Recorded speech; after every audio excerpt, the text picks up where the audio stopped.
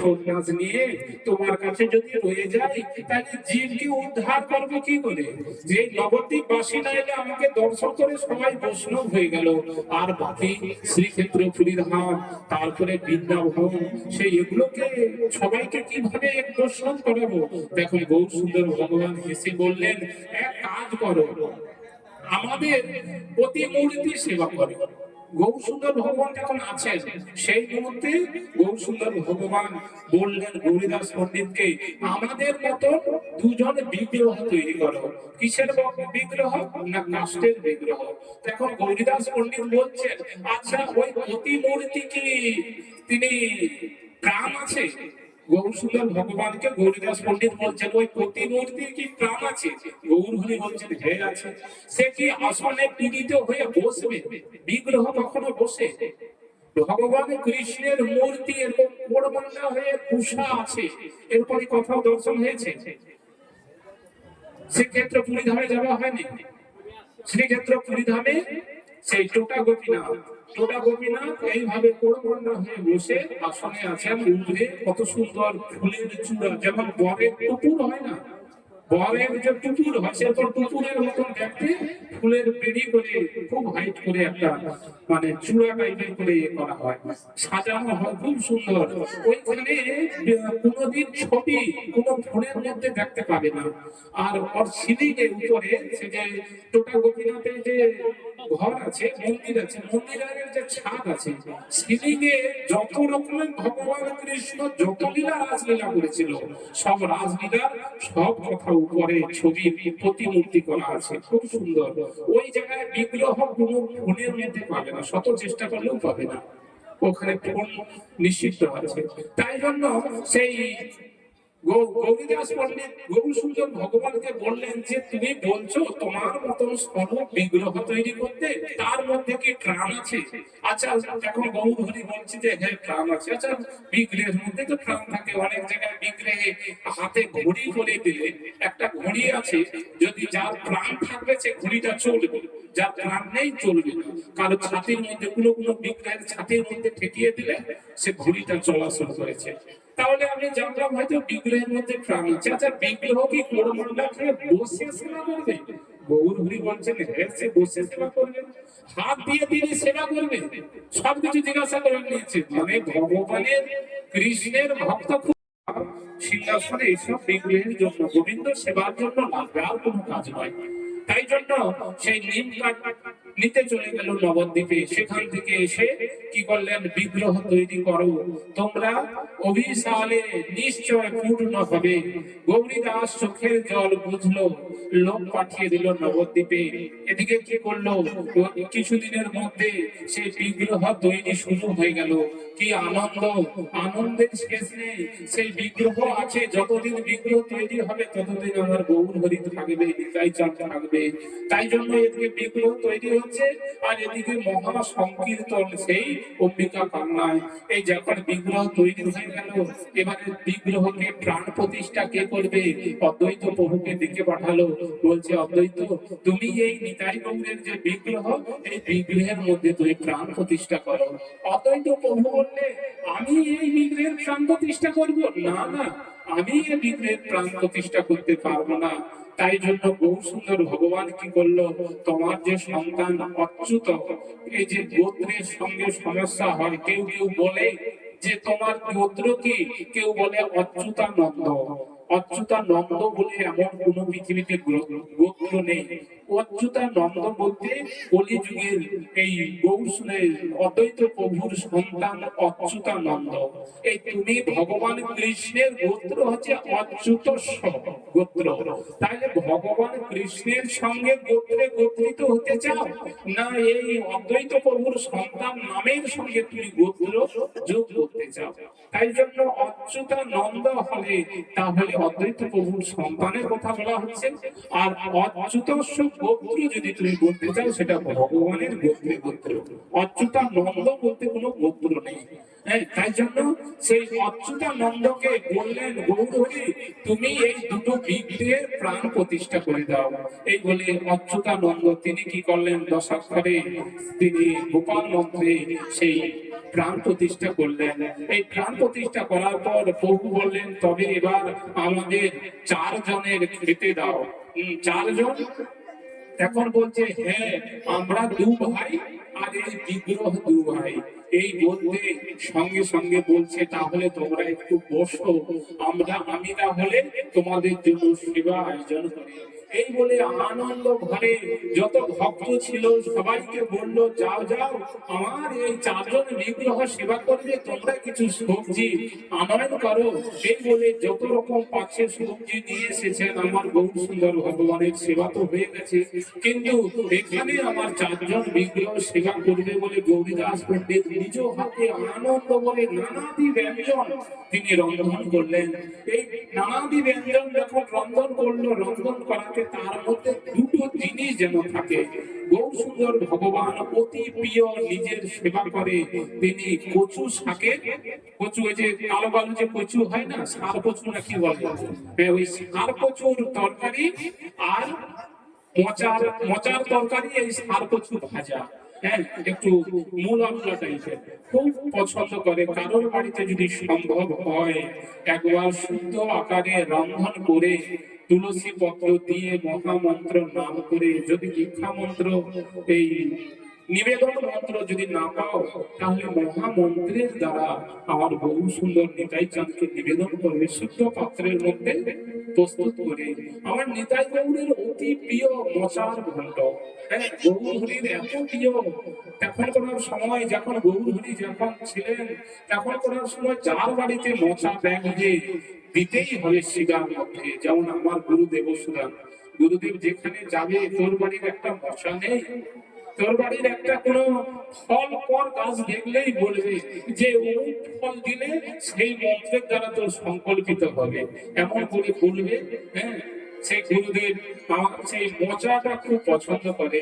তাই জন্য সেই এক সময় গৌর সুন্দর ভগবান এখানে এই লীলাটা রেখে একটা কথা বলছি, মোচাটা কেন পছন্দ করে সেই লীলাটা একটু যাচ্ছে। গৌর সুন্দর ভগবান যখন সন্ন্যাসের আগে নগরবাসীকে কৃপা করার জন্য নগরে নগরে কীর্তন করতে যেত, তাহলে কীর্তন করতে গেলে তার সঙ্গে কতজন থাকতো? 100 জন, 200 জন। এখানে কতজন আছে? আজকে 400 জনের ভক্তের আয়োজন, এখানে কতজন? ঘুরিয়ে মুড়িয়ে 100 জন হবে যোগ, কি 50-60 জন হবে। কিন্তু গৌর সুন্দর ভগবান যখন কীর্তন করতে যেত তখন কত ভক্ত? 100 জন কি 1000? লক্ষ লক্ষ ভক্ত ছিল। গৌর সুন্দর ভগবান যখন নাম সংকীর্তন নিয়ে নগরে নগরে যখন কীর্তন করতো লক্ষ লক্ষ ভক্ত, তখন জগদানন্দ বলছে, গৌরহরি এখন তো বেলা 11টা বেজে গেল, আর এখন তুমি এখনো কার বাড়িতে যাবে প্রস্তুত এখনো হচ্ছে কিনা জানি না, কার বাড়িতে যাবে তুমি তাও জানি না, কিন্তু তাদের বাড়িতে এত ভক্ত নিয়ে যখন যাব আমরা, তাদের বাড়ির সেবা আয়োজন শুরু হবে কখন, আমরা সেবা করবো কখন? তখন বলছে, তুমি ভাবছো কেন? তুমি যাকে ভাবার তুমি তাকে ভাবো, তাকেই তুমি ভাবলে তাহলে তিনি তোমার খাবারের প্রসাদের আয়োজন তিনি করে দিবেন। তাই জন্য তিনি কি করলেন, আনন্দে চলছে, চলতে চলতে এক বাড়িতে যে উপস্থিত হলেন। যখন হলো তখন যেন স্বয়ং পার্বতী মা, সেই লক্ষ্মী দেবী, তিনি যেন তার বাড়িতে সব কিছু ভরণ পোষণ করে দিলেন, যা কিছু দ্রব্য লাগবে সব যেন আগে থেকে আয়োজন করে দিলেন। করার সাথে সাথে সঙ্গে সঙ্গে রন্ধন হলো। কিন্তু সেই জগদানন্দ না, তিনি সেই এক ভক্ত, তিনি শ্রীধর পণ্ডিত, তিনি ভাবছে যে এত মহা সংকীর্তনের রোল পড়ে গেল, কে যাচ্ছে সামনে? দূর থেকে যেন দেখা যাচ্ছে গৌর সুন্দর আর নিতাই চাঁদ সেই সংকীর্তনের সামনে নৃত্য করছে মৃদঙ্গের সঙ্গে। হায় হায়, আমি যে যাব, কি নিয়ে যাব? গৌরহরির কাছে তো খালি হাতে যাওয়া যায় না। মন্দিরের কাছে, কোনো মন্দিরে যদি যাও কোনোদিন খালি হাতে যাবে না। কুটুম বাড়িতে যেমন গেলে খালি হাতে যেতে নেই, গুরুদেবের বাড়িতে গেলে খালি হাতে যেতে নেই, কিছু একটা নিয়ে যেতে হয়। তাই জন্য আমি স্বয়ং ভগবানের কাছে যাব, আমি খালি হাতে যাব? কেননা আগের দিন হাটবার ছিল, বাড়ির যত সবজি সবকিছু আমার বিক্রি হয়ে গেছে। কিন্তু অন্যান্য দিনে কি হয়, বাজার থেকে কিছু ফেরত আসে, আগামী দিন তো সব বিক্রি হয়ে গেল। কিন্তু গৌর গৌরহরির জন্য আমি কি নিয়ে যাব? কলা বাগান দেখলো, কলা বাগান শূন্য, কোনো গাছে কোনো কাঁদি নেই, কিছুই নেই। একটা যদি বিচা কলা থাকতো, মানে যে কাঁদি থাকতো, ওই কাঁদিটা কাঁধে নিয়ে হয়তো গৌরহরিকে দর্শন করতে যেতাম, দর্শনও হতো, ভক্ত সেবার জন্য কিছু সবজিও দেওয়া হতো, কিন্তু কিছুই তো নেই, কি নিয়ে যাব? কাঙাল বেশে সেই শ্রীধর পণ্ডিত হাল গৌরাঙ্গ হানিতাই হা গৌর বলে ক্রন্দন করছে। তখন সেই কদলী গাছের দিকে, কদলী গাছের যে বৃক্ষ তার দিকে তাকিয়ে কীর্তন করছে। কীর্তন করতে করতে একসময় চোখ খুলে যখন তাকালো, কিছুটা দূরে কদলী বৃক্ষের মধ্যে কি হলো, সেই গর্ভ মোচা বলে, গর্ভ মোচা বলে, সবে গর্ভের মধ্যে এসেছেন, এখনো সেই বিচা হয়নি, ফুল হয়ে তার কলা কদলী আসেনি তো, সেই মুহূর্তে গর্ভের মধ্যে ফাট দিয়েছে সবে। এখন দর্শন করে শ্রীধর পণ্ডিত সেই কলা গাছের চারপাশে মহা সংকীর্তনের দ্বারা পরিক্রমা করে আলিঙ্গন করলো যে আজকে তোমার জন্যই একমাত্র আমি গৌরহরিকে দর্শন করতে পারবো। তাই জন্য সেই থেকে নবদ্বীপে এখন অব্দি সেই গর্ভ মোচা বিক্রি হয়। লম্বাটা হবে এরকমই বড়, এইভাবে মোটা, মোচাটা একটা একটা মোচা, এরকম গর্ভ মোচা, মানে এখন অব্দি সেই ফুল হয়, ফুল ফল হয়নি সেরকম। একবারে গাছের আগা সহ কেটে নিয়ে বিক্রি হয়। পাতা পাতাগুলো কেটে দিবে, আগাতে কিছুটা আগা থাকবে, আর মোচাটা কাঁধে করে নিয়ে আসতে পারবে না। এর মানে শ্রীধর পণ্ডিত তিনি কি করলেন, সেই গর্ভ মোচাকে কাঁধে করে নিয়ে হাগর হানিকায় করে কীর্তন করতে করতে রাস্তায় চলছে। গৌরহরি দূর থেকে বলছে, শ্রীপাদ প্রভুপাদ তুমি এক কাজ করো, ওই যে শ্রীধর পণ্ডিত যে কলা মোচাটা নিয়ে আসছে তুমি ওটা আলাদা করে রাখবে। কেন না, ওটা শ্রীধরের যে প্রেম, শ্রীধরের যে ওর মধ্যে যে ভালোবাসাটা ওই মোচার মধ্যেই আছে, তাই জন্য তুমি আলাদা করে রাখবে। পরে তুমি জগদানন্দকে দিয়ে তুমি রন্ধন করিও, আমি আলাদাভাবে ভোজন করবো। দেখো নিতাই চাঁদ বলছে সব ভক্ত তো তোমার প্রিয়, কিন্তু এই জগদানন্দ শ্রীধর পণ্ডিত হচ্ছে আমার অতি প্রিয়। কেন না, আমাকে না দিয়ে কোনোদিন সেবা করে না। এই জন্য ভগবানকে কিছু জিনিস যদি দিতেই চাও, তাই জন্য আলাদা করে একটু ভক্তি ভরে আলাদা পাত্রে, শুদ্ধ পাত্রে একটু বানাবে। বানিয়ে যতটা পারো গোবিন্দর সামনে হাতের মধ্যে নিয়ে, প্রভু গো আমি তো মন্ত্র জানি না, মন্ত্রহীনং ক্রিয়াহীনং ভক্তিহীনং জনার্দনং যৎ পূজিতং ময়া দেবং পরিপূর্ণ তদস্তমে, তুমি এটাই গ্রহণ করো। আমি কিছু জানি না, মন্ত্র জানি না, আমি ক্রিয়াও জানি না, আমার ভক্তিও নেই, প্রভু গো এটাই তুমি গ্রহণ করো। তার মধ্যে তুলসী পত্র দিয়ে কিছু দিতে হবে না, শুধু 2 ফোঁটা চোখের জল, এতেই ভগবান তোমার গৃহের মধ্যে বাধা হয়ে থাকবে। যদি প্রত্যেক দিন তুমি 2 ফোঁটা চোখের জল দিয়ে যদি নিতাই গৌরের চরণ ধুয়ে দিতে পারো, বা রাধা গোবিন্দের যে আলেখ্য আছে, কারোর বাড়িতে হয়তো রাধা গোবিন্দের বিগ্রহ আছে, তুলসী পত্রের মধ্যে তুলসীর যে পাতা আছে, সেই তুলসী পাতার পিছন পাশে যেটা শিরা আছে, ওই শিরার দিকে নিজের চোখের জলটা যখন গড়িয়ে যাচ্ছে, ওই জলটা নিয়ে রাধা গোবিন্দের চরণটা একটু ধুইয়ে দেবে, তাহলে কি হবে, তোমার মনুষ্য জন্মটা সার্থক হবে। তবে তো মনুষ্য জন্মটা সার্থক হবে যখন গৌর সুন্দর ভগবান তিনি শ্রীক্ষেত্র পুরী ধামে রয়ে গেলেন, আর এলেন না। এখন প্রতি বছর সেই আষাঢ় মাসে রথযাত্রার আগে সেই থেকে যাকে বলে পানিহাটি থেকে রাঘবের ঝালি যায়, এই পানিহাটি থেকে যে রাঘবের ঝালি যায়, রাঘবের ঝালির মধ্যে 9 মাস ধরে নানা রকম ব্যঞ্জন তৈরি হয়, নানা রকম দ্রব্য, নাড়ু সন্দেশ থেকে শুরু করে যা কিছু শাক সবজি পিতা যা কিছু সব আলাদা আলাদা এমন শুষ্ক ভাবে তৈরি করে রাখে, 9 মাস কোনো নষ্ট হয় না। রাঘব পণ্ডিত যাবে শ্রীক্ষেত্র পুরী ধামে রথযাত্রার উপলক্ষে, সেই জিনিসগুলো নিয়ে যাবে, গৌর সুন্দর ভগবান সেবা করবে। 9 মাস কোনোদিন নষ্ট হতো না, এখন 9 দিন চলে গেলে নষ্ট হয়ে যায়। এখন করার মায়ের একটা ভালোবাসা ছিল, সেই ভালোবাসার এতে কোনোদিনই নষ্ট হতো না। এই কথাটা কেন বললাম না, সেই শ্রীধর যখন সেই রাঘব পণ্ডিত গৌর সুন্দর ভগবানের কাছে সব ঝালি থেকে, ঝালি মানে বিশাল বড় একটা ঝুড়ি, সেই ঝুড়ির মধ্যে সবকিছু থাকবে, রাঘব পণ্ডিত নিজে মাথায় করে নিয়ে সেই 3 মাস 1.5 মাস লাগবে শ্রীক্ষেত্র পুরীধামে যেতে। সেই 1.5 মাস ধরে চলতে চলতে আমার গৌর নিতাইয়ের নাম করতে করতে যেতে যেতে সেখানে যাবে। সে কোথায় গিয়ে উঠবে না গম্ভীরাতে। গম্ভীরাতে যখন সেই রাঘবের ঝালি নিয়ে যাবে সেখানে কি হবে না সেখানে সবকিছু গৌর হরিকে দিলে খুশি হবে। কিন্তু গৌর হরি বলবে আজকে এবছর তোমরা এলে কিন্তু আমার বিষ্ণুপ্রিয়া মা আমার কিছু পাঠায়নি। বিষ্ণুপ্রিয়া তখন বলে হ্যাঁ প্রভু পাঠিয়েছে কি না এই যে অষ্টগোস্বামীর হাতে যে একটা কমণ্ডলু থাকে না সেই কমণ্ডলুর মধ্যে ভগবানের সেই যাকে বলে বিষ্ণুপ্রিয়া মা প্রত্যেক দিন সেই চোখের জল কমণ্ডলের মধ্যে রাখতো। ওই কমণ্ডলটাকে ভালো করে গুছিয়ে বেঁধে রাঘবের ঝালিয়ে তুলে দিত। সেই রাঘব পণ্ডিত কি করতো তো নাও নাও আমার এই বিষ্ণুপ্রিয়া মা তোমার জন্য নিজের চোখের জল রেখেছিল গুচ্ছিত করে তোমার চরণ ধোয়ানোর জন্য। তাই জন্য গৌর সুন্দর ভগবান বিষ্ণুপ্রিয়া মায়ের সেই চোখের জলটা নিয়ে তিনি কি করতেন রাঘব পণ্ডিত নিজ হাতে সেই গৌর সুন্দর ভগবানের চরণটা মুছিয়ে দিতেন ধুয়ে দিতেন। তাই জন্য আমাদেরও কি হবে জীবনটা সার্থক হবে আমরা যদি পারি সারাদিনে একবার বা সপ্তাহে একবার যেমন তেমন প্রকারে সংসারের নানাবিধ কষ্টকে মাথায় নিয়ে চোখের জল নিয়ে এসে তুলসী পত্রের দ্বারা চোখের জলটা নিয়ে নিতাই গৌরের চরণটা একবার যদি ধুয়ে দিতে পারি গৌর সুন্দর ভগবান কিছু নাই হোক ভক্তের জন্য আনন্দিত হবে। যাই হোক সারাদিনে যা কিছু কর্ম করুক না কেন আমার জন্য 2 ফোঁটা বাড়ি রেখেছেন।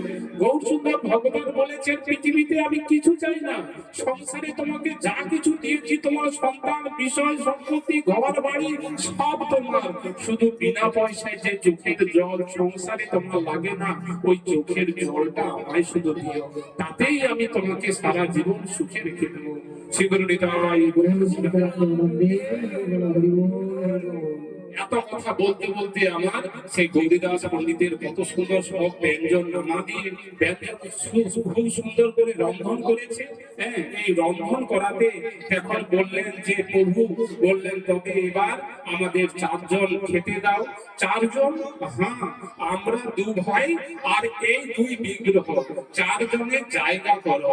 এই 2 বিগ্রহ কি খাবে এখনো বিশ্বাস করতে পারছে না গৌরীদাস পণ্ডিত যে সত্যিকারের এই 2 জন বিগ্রহ কি সেবা করবে।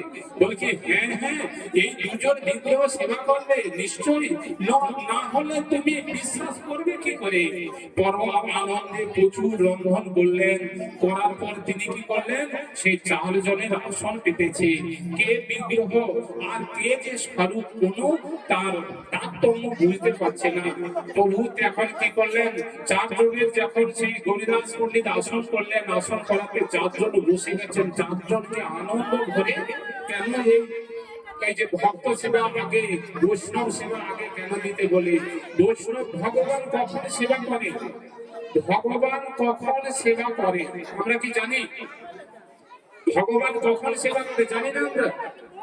ভগবান কখন সেবা করে বলো কোন জগতে ছিল ভগবান কখন সেবা করে। হ্যাঁ ভগবান সেবা করে যখন সর্বপ্রথম শুদ্ধ বৈষ্ণবকে আগে সেবা দেওয়া হলো। সেবা দেওয়ার পর সর্বপ্রথম তো গোবিন্দকে নিবেদন করা হলো ভগবান দর্শন করলো। হ্যাঁ এই যে প্রসাদ প্রসাদের মানে যেটা বললাম যে প্রসাদ মানে কি প্রসাদ মানে কি পরফলা দন্ত সয়াকার দ প্রসাদ পরফলা দন্ত সয়াকার দ প্রসাদ পরফলা মানে প্রভু দন্ত সয়াকার মানে সাক্ষাৎ দ মানে দর্শন। প্রভু সাক্ষাৎ যে বস্তুকে দর্শন করেছে সেটা যদি আমরা সেবা করি আমার দেহটাও প্রসাদ হবে। তাহলে প্রভু আমার দর্শন করলো তাহলে প্রভু তো দর্শন করলো খেলো কখন খায় না ভগবান খায় না মুখে তুলে দিয়েছে বানানো। ভগবানকে বাড়িতে যে জিনিস বানাবে বা হয়তো খেজুর গুড় বা হয়তো চেরি বা একটু ফল নিয়ে এসে হাতে তুলে দেবে গোবিন্দ তুমি একটু সেবা করো না তোমায় দিচ্ছি তুমি একটু সেবা করো না। আচ্ছা করো না আজকে নাই সেবা করবে কালকে সেবা করবে আজকে আমি একটু আনন্দ ভরে এগুলো নাইলে ঠিক মতো তোমার রুচি হবে না আমাকে মনটা রাখার জন্য একটু সেবা করো বলবে তোমার আঁচলের মধ্যে আঁচল ছেড়ে কোথাও যাবে না। ভগবানকে বাধার চেষ্টা করো, ভগবানকে তুমি এ করো, পরীক্ষা করো। তুমি পরীক্ষা করার অধিকারী ভগবান। তুমি আমাকে জন্ম দিয়েছো, আমি তোমাকে পরীক্ষা করবো। পরীক্ষা করলে ভগবান পরীক্ষা করবে, ভগবান তোমাকেও পরীক্ষা করবে। তাই জন্য তিনি কি করলেন, সেই ভগবান খায় কখন, তাহলে যখন এই চারজন বৈষ্ণবকে যখন সেবা দিলে, ওই বৈষ্ণব যখন সেবা করে উঠে হাত মুখ ধুয়ে যখন বলবে, আজকে গৌর সুন্দর কত সুন্দর না সেবা করেছে, আজকে রন্ধনটা খুব সুন্দর হয়েছে, সত্যি আজকে গোবিন্দ সেবা করলো, ওই মুহূর্ত গোবিন্দ সেবা করলো। অত সময় সেবা করেননি। ভগবান কখনো একা সেবা করতে লক্ষ্য করেছে? ভগবান কৃষ্ণ একা কখনো সেবা করেছে কখনো লক্ষ্য করেছে? কখনো লক্ষ্য করবে না। ভগবান সেবা করে কখন না, ভগবান কৃষ্ণ বসেছে, তার চারপাশে সব ভক্ত, চারপাশে পিছন বলতে ভগবান কৃষ্ণের পিছন বলতে নেই, ভগবান কৃষ্ণের পিছন বলতে নেই, পিছনে যারা বসে আছে তারাও ভগবানের মুখ দর্শন করছে। ভগবান বলছে, আরে আমার পিছন দেখে তোর জীবনটা খারাপ যাবে সময়টা, আমি সেটা চাই না। ভগবানের পিছনটাও সামান্য, সবাই সব ভক্ত দেখছে, ভগবান তার দিকে দেখে আছে, বলছে যে ও পাশে যারা বসে আছে ওর দিকে মুখ নেই, আমার দিকে মুখ আছে, কিন্তু ভগবান কারোর দিকে চোখ না তাকিয়ে থাকে না। তাই জন্য যখন গুরু বৈষ্ণব সেবা করলো, এই জন্য যেখানে যা কিছু প্রসাদ হোক না কেন, প্রসাদ সেবা করতে গিয়েছো খারাপ হোক, তখন যেমন পূজারীকে সামনে কখনো বলতে নেই যে তুমি আজকে রান্নাটা খারাপ করেছো, সে তো দুঃখ পাবে। তাই জন্য রান্না যদি খারাপও হয় তখনও বলতে হয় আজকে রান্নাটা খুব সুন্দর হয়েছে।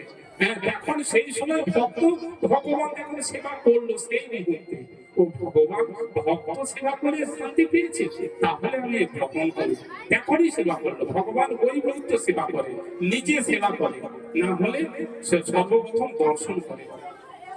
তাই জন্য গৌরীদাস পণ্ডিত কি করলেন, খুব সুন্দর করে চারটা আসন পেতে দিলেন, সেই আসনের মধ্যে চারজন বসে গেলেন। কেমন না, সচল বিগ্রহ দুজন আর অচল বিগ্রহ দুজন, কিন্তু চারুজন চলতে জানে, চারুজন বসতে জানে, চারুজন সেবা করতে জানে। এই সেবা করতে যখন ঘুষেছে, কত সুন্দর গৌরীদাস পণ্ডিত দর্শন করছে, চারজন আবার কত সুন্দর সেবা করছে, চারজন বিগ্রহ। নিতাই চাঁদ যারা সত্যকারে নিতাই চাঁদ, আবার দুজন যে বিগ্রহ আছে সেও নিতাই চাঁদ আর গৌরহরি, নিতাই চাঁদ গৌরহরি দু ভাই, আবার কাঠের বিগ্রহ দুজন নিতাই গৌর, দুজন আলাদা আলাদা করে চারজন চারটা আসনে বসে সেবা করছে। আনন্দ ভরে আমার গৌরীদাস পণ্ডিত সেবা দিচ্ছে আর পাখা বাতাস করছে, পাখা ব্যঞ্জন করছে। প্রভু বললেন সেবা করার পর বলছে, প্রভু বললেন এদের মধ্যে দুজনের তোমরা অম্বিকায় রেখে দাও, তোমার এই মন্দিরে এই দুজন, চারজনের মধ্যে দুজনকে তোমরা রেখে দাও, আর দুজন আমরা নগরে নগরে জগতের নাম বিলোতে চলে যাই। এখন বলছে যে গৌরীদাস পণ্ডিতকে বলছে তোমার এই দুজন চারজনের মধ্যে যাকে দুজন পছন্দ তাকে রেখে দাও, যদি বলো তুমি আসল দুজনকে রাখবে সেই আসল দুজনকেই রেখে দাও। এই বলে এখন বলছে তাহলে চারজনের মধ্যে যে আসল তাকে রেখে দে। মনে হচ্ছে কথা বলছে চারজনকার সঙ্গে, কথা বলতে বলতে মনে হচ্ছে যে এই দুজন আসল, কেননা বহু পুরনো কথা বলছে, তাহলে এই দুজন আসল, তাহলে এই দুজনকে রেখে দেয়। আর যারা মনে হচ্ছে এরা ফার্স্টের, তাহলে এদেরকে নিয়ে যায়। তাহলে এখন করার সময়, আগে করার সময় ছিল, এখন আর কারোর সময় নেই। কুটুম বাড়িতে ফিরে গেলে যখন মা বাবা যে হয়তো তার মেয়ের বাড়িতে এসেছে, মেয়ের বাড়ি থেকে যখন নিজ বাড়িতে চলে যাবে, মেয়েটা কি করে, বেই কুটুম সবাই কি করে, একটু বেই দিদিরও যাচ্ছে তাকে একটু দূরে দিয়ে আসে। সেই রকমই আমার গৌরীদাস পণ্ডিত কি করলেন, যে অম্বিকা নদী ধারে যখন যাবে, তাহলে দুজন বিগ্রহকে দু হাতে ধরে আমি তাহলে নদী ধারে দিয়ে আসি।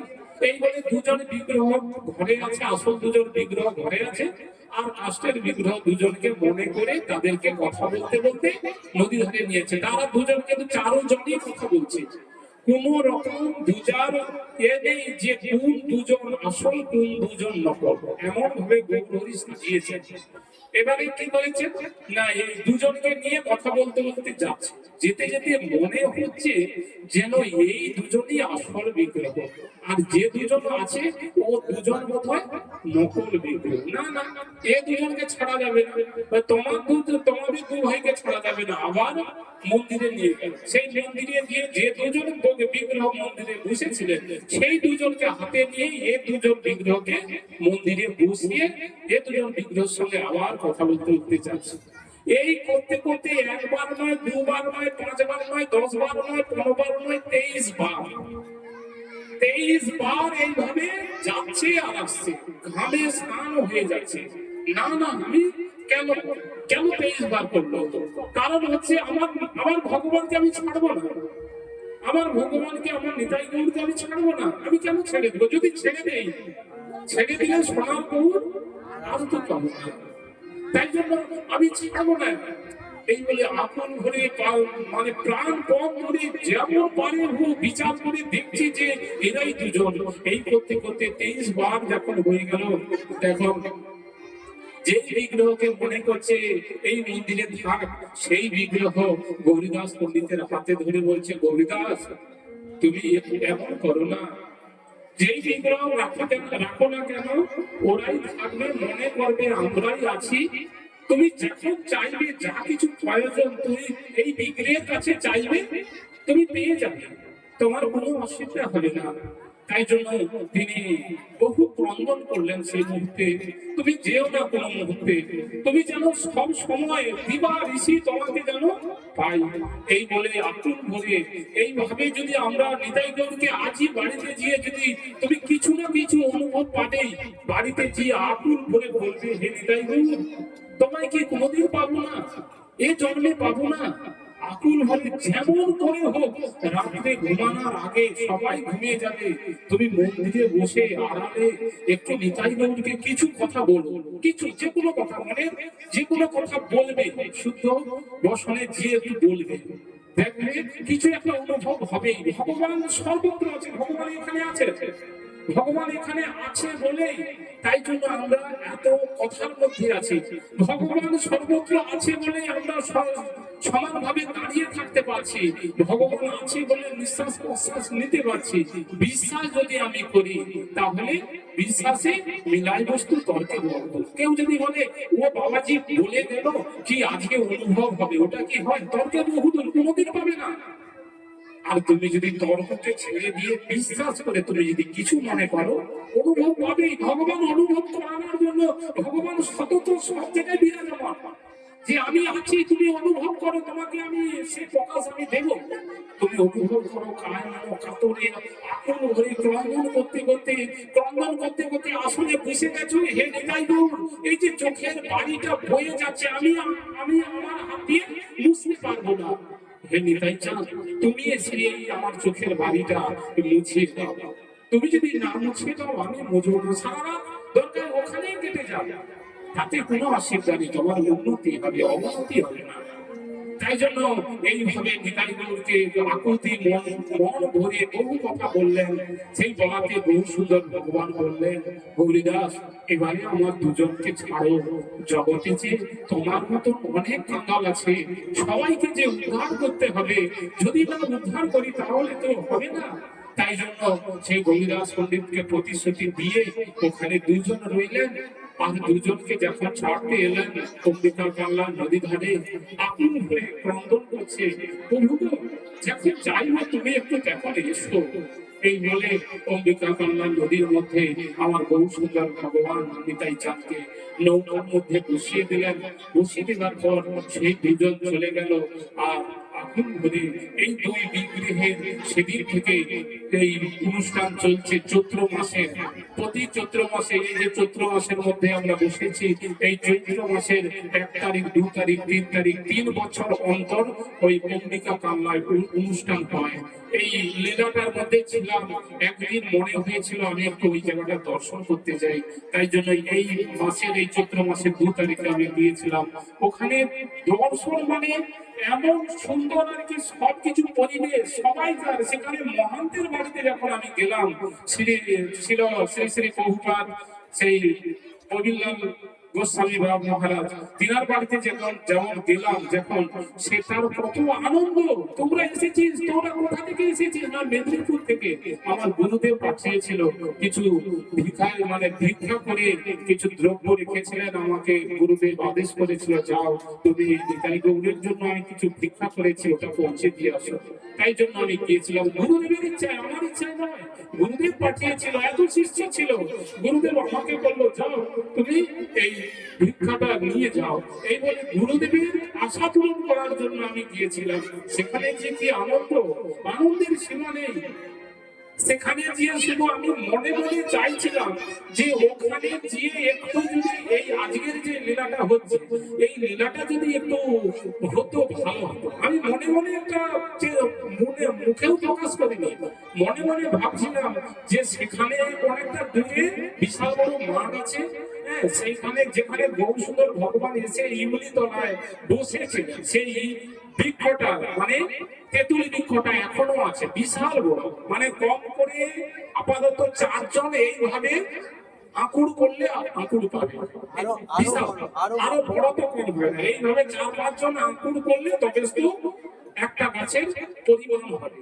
আর বৃক্ষটা লম্বা, সে বিশাল লম্বা, এত লম্বা তার সীমা নেই। গাছের একটা বাড়ির চালের ভিতরে ঢুকে গেছে গাছটা, কাটে কেন না, আমার এইটা হচ্ছে কলিযুগের এটাই চিহ্ন। আমার বহু সুন্দর ভগবান নিতাই চাঁদ এসে এখানে বিশ্রাম করেছিলেন।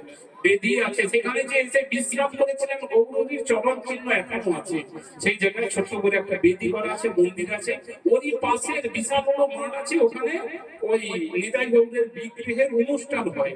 আমি যখন ভাবলাম মন্দিরটা ফাঁকা ফাঁকা পড়ে আছে আর শতধূরের হচ্ছে, যদি এখানে নিতাই গৌরের একটু লীলা কথা হতো ভালো হতো। আমি মনে মনে ভাবছি, সেখানে বিদেশি 4 জন মাতাজি, এখন আমি গিয়েছি, আমার স্ত্রী গিয়েছে, তা আমি কেউ যখন নাই ওই পাঠটা হচ্ছে, আমার স্ত্রীকে এই পাঠটাই বলছি। হ্যাঁ, তখন বই টই কিছু নেই, গৌরহরিকে স্মরণ করে কথাটা বলছে, এই লীলাটা বলতেছি তাকে, সে তো জানে না।